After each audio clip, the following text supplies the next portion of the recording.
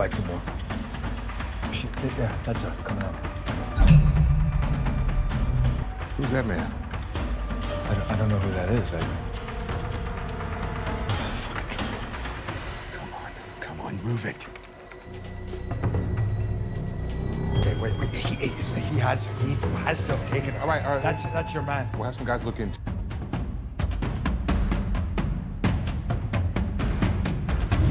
The movie opens with a gripping scene. Detective Patterson, who is in the back seat of a car, is seen interrogating a man with aggressive methods. He demanded information about the whereabouts of a missing woman. Eventually, the man breaks down and confesses that the woman is dead. The narrative then rewinds 8 hours earlier, where we see Will and Lisa Spann, who are an estranged couple driving through the city toward Lisa's parents' home in Emerson, Georgia. The tension in the car is palpable. Recently, Lisa had admitted to having an affair and needed time away to clear her head. Will Spann, though hurt, reassures her of his forgiveness and thanks her for her honesty. Breaking the silence, he tentatively asks if she would miss him while she's away. As the conversation continues, a fuel alert flashes on the dashboard. Lisa notes they're just 15 minutes from her parents' home, but Will Spann insists they need to stop at a gas station. The couple pulls into a station around 9:30 a.m. While he refuels, Lisa heads into the store to get some water. Just as she leaves the store, the cashier calls her back, prompting her to turn just as a truck pulls up outside. Meanwhile, Will, having completed his call, glances toward the store to see if Lisa was coming. However, the truck blocks his view. Moments later, Will enters the store to check on Lisa, but she's nowhere to be found. He searches the restroom and asks the cashier if he's seen a woman matching Lisa's description. The cashier denies seeing her. Growing anxious, Will Spann checks the back of the building and questions nearby drivers, but no one has seen her. He leaves a voice message on Lisa's phone, asking where she's gone and why she left without informing him.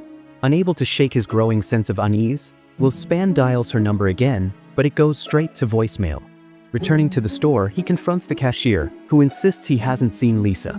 Frustrated, he questions people in the parking lot again, but none can provide any helpful information. Desperate, he decides to contact the police. Detective Patterson answers the call and inquires about the timeline of events. Will Spann explains that Lisa has been missing for about 20 minutes. Patterson suggests she might have bumped into an old friend, but he is unconvinced, asserting that Lisa wouldn't vanish without notifying him. The detective mentions the department is short-staffed but promises to send someone over as soon as possible, advising Will to stay at the gas station. However, Will Spann can't stay put. He drives toward Lisa's parents' house, scanning the roads for any sign of her. He arrives at their home around 10:30 a.m., calling out for Lisa in the hope that she might have somehow made it there. Her parents, Barry and Anna Adams, are puzzled to see him without Lisa and grow alarmed when he recounts her disappearance. Barry's initial suspicion that they might have argued on the way frustrates Will, who assures them that everything was fine during the drive. He asks them to contact Lisa's friends to see if she's with anyone, then heads back to the gas station to continue his search. Returning to the station, Will Spann is overwhelmed by the surreal nature of the situation. Searching Lisa's belongings still in the car, he reflects on a happier time when they were planning a boat trip. Although they seemed content, he recalls Lisa appearing troubled and confiding that she felt emotionally distant. Snapping back to reality, Will Spann notices Detective Patterson arriving. The detective introduces himself and questions him about Lisa's disappearance, learning about her parents and her belongings. Patterson and Will Spann enter the store, where Patterson asks the cashier, Oscar, for CCTV footage. Oscar claims the cameras have been out of order for a while. Disappointed but undeterred, Patterson takes Lisa's laptop and invites Will to the station. However, he declines, preferring to stay at the gas station in case Lisa returns. Determined to find answers, Will Spann continues searching the area. Outside the store, he sees that one of the security cameras was functional. Confronting Oscar, he points out that one camera appears to be working. When Oscar dismisses his observation, he loses patience, grabbing the cashier and threatening him until Oscar reluctantly hands over the storage device for the CCTV footage. With the device in hand, Will Spann hurries to the police station, hoping the footage will reveal the critical clue needed to uncover Lisa's whereabouts. The clock is ticking, and every moment counts as Will Spann and Detective Patterson work to unravel the mystery of Lisa's sudden and inexplicable disappearance. At the police station, Detective Patterson got an analyst to examine the device Will Spann had retrieved. As the footage played, he shared his suspicions that Oscar might be connected to Lisa's disappearance. The footage revealed Lisa walking out of the gas station store. A man appeared to call her over, and they spoke briefly before he led her to a car and opened the door. However, the view was obstructed when the truck pulled up. By the time the truck drove off, both Lisa and the car were gone. The realization of what had transpired prompted Patterson to call Will into another room for a private discussion. At around 12:15 p.m., in his office, Patterson questioned Will about the man in the footage, asking if he recognized him. Will Spann didn't. Patterson then asked if Lisa had any close friends in Emerson. Will Spann admitted that Lisa rarely discussed her friends, which Patterson found unusual. Shifting the focus, Patterson inquired about their marriage. Will, though initially defensive, confessed that their relationship was strained. Lisa had been going through challenges, and they had agreed she needed time alone with her parents to figure things out. He emphasized his support for her despite the difficulties. He also clarified that he lived in Manchester, New Hampshire, and worked as a real estate developer. Patterson probed further, asking if anyone might have a grudge against them or if he had life insurance on Lisa. Will, sensing suspicion, countered that he wouldn't have brought evidence to the police if he were involved. Before leaving, he handed Patterson a photograph of Lisa. Returning to Lisa's parents' home, he was disheartened to find she was still missing, despite an all-points bulletin being issued. He showed Anna and Barry a picture of the man from the gas station footage. They recognized him immediately as Knuckles, their longtime handyman, who was well acquainted with Lisa. Anna also identified the car Knuckles had entered and recalled seeing it at a location called Archer Grove. Wasting no time, Will Spann headed there. On his way, Will called Patterson to apologize for his earlier behavior but refrained from mentioning the lead about Knuckles. He feared Patterson might intervene and delay his efforts. Arriving at Archer Grove at 2 p.m., the area appeared abandoned. Armed with a crowbar, he bypassed the fence and peeked through a window, spotting Knuckles hastily packing a bag. Quietly entering the building, he confronted Knuckles, demanding to know where Lisa was. Knuckles initially denied any involvement, prompting Will to strike him with the crowbar. After a struggle, Knuckles admitted he hadn't wanted to leave Lisa with Frank but claimed Frank had forced him. Before revealing more, Knuckles grabbed a hammer and swung at Will, who dodged and retaliated. As the fight continued, Knuckles reached for a gun, but Will Spann overpowered him. Finally, Knuckles confessed and agreed to take Will to Frank. Securing Knuckles with duct tape, Will Spann forced him into his car's trunk and drove off. Meanwhile, Patterson visited the gas station to question Oscar, only to learn his shift had ended. Patterson warned the other cashier that Oscar needed to report to the station or risk the store being shut down. In the meantime, while driving toward the location Knuckles had provided, Will Spann anxiety was growing. Going beyond limit, he sped by a police officer who pulled him over. Nervous, Will Spann explained he was rushing to handle a family emergency. However, the officer, noticing his behavior, insisted on checking the trunk. Panicking, he fled into the woods. The officer eventually reached the car and discovered Knuckles tied up in the trunk. By 3:30 p.m., Patterson was back at the Adams house, questioning them about a man named Clint. Anna confirmed Clint was the man Lisa had been having an affair with. Through flashbacks, Anna is seen urging Lisa to end the affair before things escalated. Another flashback shows Will Spann confronting Lisa, suspecting she wanted time away to pursue her own interests.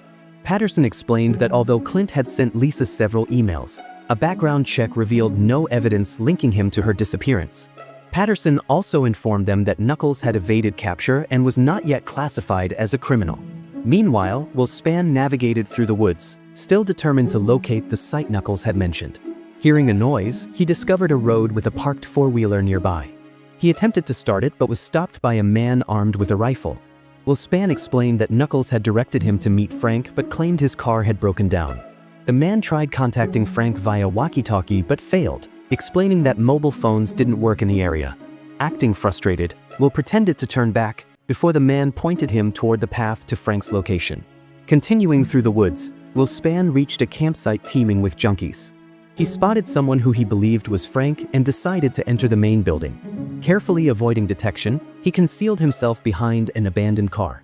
Suddenly, he noticed a man aiming a gun at him from the vehicle. Reacting quickly, he subdued the man, disarming him.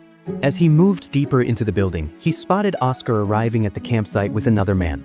Determined, Will Spann pressed on, searching the rooms.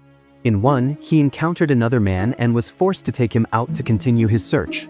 Back in town at about 5 p.m., Detective Patterson received word that Knuckles had been located. During questioning, Patterson pressed him about Lisa's whereabouts, but Knuckles claimed he couldn't remember. A flashback reveals that Knuckles had encountered Lisa at the gas station, where he asked her to help deliver an invoice to her parents. However, his true intentions were sinister. With the truck strategically blocking the view of the CCTV, Knuckles pulled a gun on Lisa, forced her into his car, and drove off. Meanwhile, Will Spann continued his frantic search. Inside one of the trailers, he stumbled upon a meth lab where several men were at work. Hiding behind a wall, Will Spann observed as Frank spoke with another man, Larry. Haunted by Lisa's memory, he resolved to act. He stepped forward, confronting Frank and Larry, and begged for information about Lisa's location. Both men denied knowing her. Frustrated, Will Spann demanded they open a nearby trailer. As Larry complied, Frank suddenly grabbed a gun and fired. Will Spann responded and fatally shot Larry while Frank fled. Moments later, a tense gunfight ensued between Will and Frank. He eventually managed to wound Frank, who collapsed. Approaching cautiously, Will found Frank dead before he could extract any answers. Moments later, a fire broke out in the room, forcing Will to leave. Devastated and still without answers, Will Spann was consumed by despair. Memories of Lisa surfaced, her apology during their car ride and the affectionate way she had once called him her favorite human. These recollections reignited his determination. Searching another part of the campsite, he checked every trailer, refusing to give up. At the same time, Patterson continued pressing Knuckles for Lisa's location. Eventually, Knuckles confessed that Lisa was dead. At the campsite, Will Spann encountered Oscar emerging from one of the trailers. Desperate, he pleaded with Oscar to reveal Lisa's location. Oscar insisted he hadn't kidnapped her but admitted he knew where she was. However, he demanded $20,000 in exchange for the information. Initially skeptical, Will Spann was convinced Oscar knew the truth when he showed him Lisa's phone. He agreed to pay but needed time to arrange the transfer. As they negotiated, an explosion ripped through the building, killing Oscar instantly as he was closest to the blast. Meanwhile, Knuckles continued his confession to Patterson. He revealed that Frank had been enraged when Knuckles brought Lisa to their hideout. In his fury, Frank decided to end it all. Knuckles admitted that he helped dig a grave, burying Lisa alive, but fled in fear that Frank might kill him too. Back at the campsite, police arrived to extinguish the fire. Patterson, determined to find Lisa, examined the area where Knuckles claimed she was buried. After locating the fresh grave, he removed the covering only to discover it was empty. Relieved yet puzzled, Patterson continued searching. At the same time, Will Spann, seated a few feet from another trailer, heard faint banging sounds. Following the noise, he broke down a door and found Lisa inside, alive but terrified and tied up. Overwhelmed with relief, he carried her out as Patterson called for the rescue team to tend to her. Later that evening, back at Lisa's parents' home in Emerson, Patterson visited Will to share the details of Knuckles' confession. While Knuckles admitted his role, he blamed Frank entirely for the kidnapping and the demand for ransom money. Patterson noted they might never uncover the full truth, as Frank was dead.